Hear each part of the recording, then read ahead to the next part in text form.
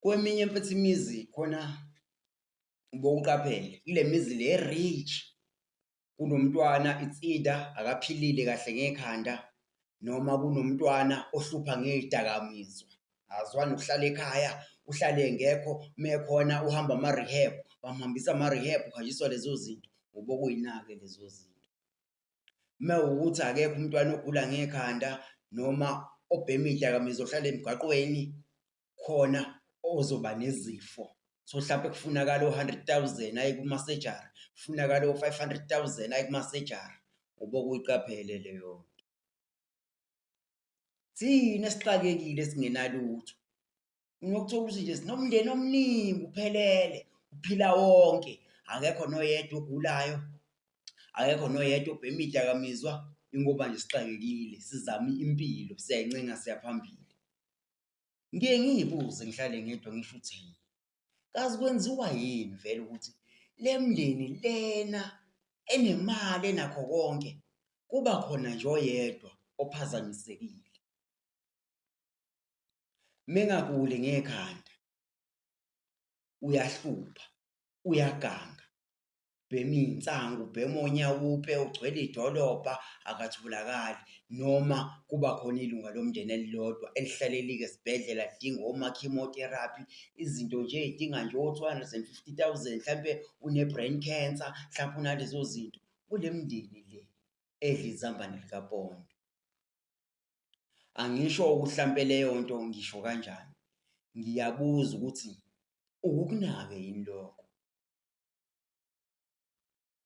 Eminye-ke yemindeni, angisho ukuthi yonke, khona ephumelele ngokufunda, khona ephumelele nje kahle. Eminye i-sacrifice. So hlampe kwa-sacrifice-zwa ngalowo mntwana loyo, meku-sacrifice-zwa ngalowo mntwana ukuthi njengoba enjena yena, uyena ozofaka imali la ekhaya. Abamkhande abile nto khona ezokwazi ukuthi umndeni wala ekhaya uphumelele, ku-sacrifice-zwe ngaloyo muntu loyo. Ubokuyiqaphela ngempela leyo nto ngoba manje ibuhlungu, ibuhlungu ngempela. Ayikho into ebuhlungu njengokuthi uNkulunkulu angazi ungizibuzise oNkulunkulu noma ungibuzise obani, ube nayo yonke into oyidingayo, ube nayo yonke into oyidingayo, ebese wenza lama-sacrifice-ke lawo ukuthi khona lento yakho onayo yonke izoqhubeka ime njalo ingapheli. Buhlungu leyo nto mfethu ngoba manje makudlula wena emhlabeni, wena umenzi walokho, uwena kade u-behind all of that, usudlulile emhlabeni, yonke lento iyashabalala. Lento ifana nokuthi khona usonkondlo owake wayisho lento enkondlweni yakhe, umfo kaMhlongo ngicathi uMhlongo, khona lo mfowethu uNhlanhla Mhlongo, ngicathi wake wayisho lento enkondlweni. Leya nkondlo leya namanje isaduma ikhanda kumina. Le nto ithi-kena-ke, khona okwazi ukuthwala ngesimungulu, athi esethwele ngesimungulu abe nawo wonke umcebo, angashodi ngalutho, ahambe ngayo yonke imoto ayifunayo.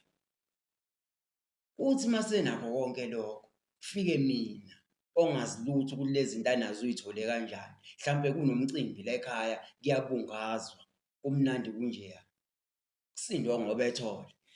Makunjalo-ke, ngimncome mina lo muntu lo, umnini wakho konke lokhu, ngithi hhayi cha uyindoda emadodeni, usebenzile, impumelelo yakho yinhle. Ahluleke ukubonga. Mehluleka ukubonga, hhayi ngoba kuhluleka yena, yena uyafisa ukubonga, manje akukhulumeki ngesimo sokuthi wathwala ngesimungulu. Leya nto eyashiwo uSonkondlo leya ngayithatha, ngayicwaninga, ngathi uma ngiyibuka ngabona ukuthi no man, uyajula lo muntu. Kubuhlungu ukuthi ube nawo wonke umcebo, kodwa ebusuku awulali. Kubuhlungu ukuba nayo yonke into, kodwa ukuthula awunakho. Eyi uyayizwa leyo nto mfethu, ngiphinde ngiphinde, kubuhlungu ukuthi ube nayo yonke into empilweni yakho, kodwa ukuthula awunakho, ebusuku awulali, ubona izinto esingayiboni. Into ebuhlungu ngalezi zinto ezinye zazo zikwenza ukuthi kuloke kuphela amalunga omndeni la ekhaya, amalunga omndeni lokho njengale nto le kade ikhulunywa lo mama lo. Lo mama uthini mechaza isitori sakhe? Uthi ubeshadile. Angazi noma ubeshadile noma ube nomkhwenyana uchazile nje noma isoka kanjani. Uthi leli soka lahamba layaphi lathi liyothwasa. Malithi liyothwasa liya kulowo gobela walo kanti alili ukuyothwasa liyothwala. Lo mama lo unabantwana futhi abawu-2 abantwana abancanyana. Uthi lo yedwa umbone ephethe inyoka. Mephethe le nyoka lo mntwana, inyoka nje enkulu uthi uyibambe la ekhanda iyakhamisa ngaphambili. Njengoba eyibambile la ekhanda kuqhamuka umuntu omdala babaza ibhaqi uthi hayibo nayi ingane iphethe inyoka kwasha kwacima kunjeya. Uthi qhamuka omunye ayishaye le nyoka iyele kude. Uthi ayishaye ife. Khona isifile injalo. Uthi le nyoka ibilokhu ikhipha umntwana, ikhipha umntwana, ikhipha umntwana njalo le nyoka, ikhipha umntwana njalo le nyoka, ikhipha umntwana. Uthi ebusuku abalalanga. Uthi ingane kwase kuphoqa ukuthi manje iphuthunyiswe esibhedlela. Uyabuka? Ngesimo esenziwe ubaba le, ngesimo sokugijimisa impumelelo esheshayo. Lo mntwana lo wahamba waya esibhedlela. Mefika esibhedlela kwaba ukuthi uyaphangalala esibhedlela. Ngizozama ukuthi ngi-summarize nje. Kwaba ukuthi uyaphangalala esibhedlela. Lo baba wathini? Wathi hayi umntanami siyamfihla kusasa. Lo mntwana washona kuMzomluko ngoLwesibili ekuseni wafihlwa. Uyabuka? ngoLwesithathu lo okade lama lo naye waphathwa ukugula. Naye waphathwa ukugula, mephathwa ukugula kanjalo ngawo lwesithathu lo kwathiwa waphuthunyiswa esibhedlela. Mephuthunyiswa lapha esibhedlela, mefika esibhedlela naye umntwana waphangalala. Sekuphangalale abantwana ababili ngeviki elilodwa ngesenzo esenziwe ubaba. Uyabuka? Mekhanjwa kubhekwa ngizosummarize, mekubhekwa kuyatholakala ukuthi hayi ubaba wala ekhaya owahamba waya enyangeni wafike wafuna u-1, 2 no-3. Ingakho abantwana bedlule emhlabeni.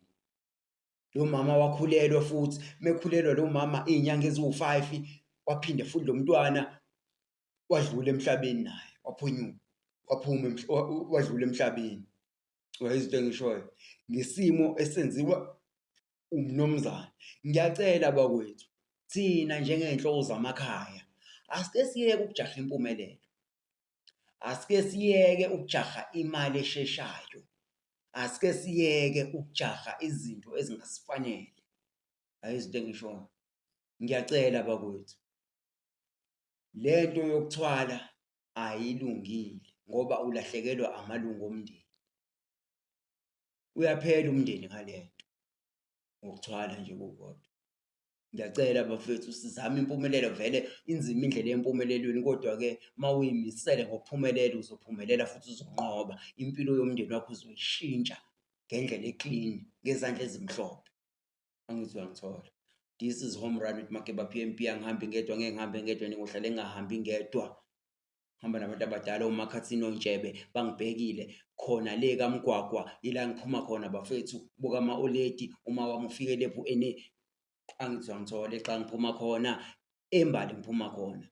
Akukho la ngingaphumi khona bafethu. Ngiphethe amajidi eNtabamhlophe ila ngiphuma khona nakhona e-Discount bafethu. Bakhona oMlu, oMfoka Mvelase, bakhona oMateo, oNduna mfethu. Baningi abafowethu, oMboma, baningi ngabala ntoni na, baningi kakhulu ngeke ngibaqede mfethu. oMthobisi, oMfoka Nhlapo, amaJimbo Sayazi, oMogeni, o-Andile Mkadi, akekho ongazi ukuthi ngiyancanywa bafethu. La nikhona ngiphila nani yonke indawo. Ononkosi, wonke umuntu mfethu, wonke umuntu ononkosi, oMfoka Xaba, kwaSani, abafowethu, angithi uyangithola. Shout out.